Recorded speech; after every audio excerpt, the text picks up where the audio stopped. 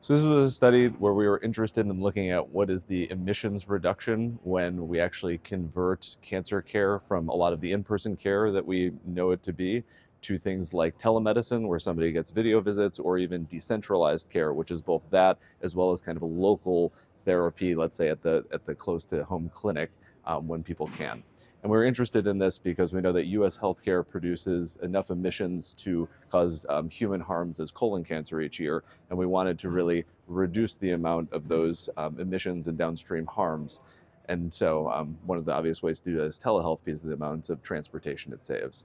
So first we looked at kind of what happened at Dana-Farber prior to the pandemic when things were in person versus telehealth during the pandemic. When we kind of looked at that, we found about 80% reduction in the amount of emissions per visit um, prior to the pandemic versus during the pandemic based on the emissions. And then what we did was say, oh, we have all this data prior to the pandemic when everybody was getting in-person care. So we looked kind of hypothetically at all the visits and said, we found the ones that could be done more local to home, and we found the ones that could be done over telemedicine.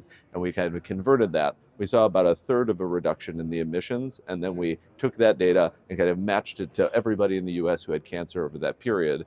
And we found that there was about a 75 million kilogram decrease in the amount of CO2 that would have been produced by providing this cancer care more locally and over telemedicine versus in person. That only translated to a few number of lives saved in the end, just because it takes a lot of carbon to harm us.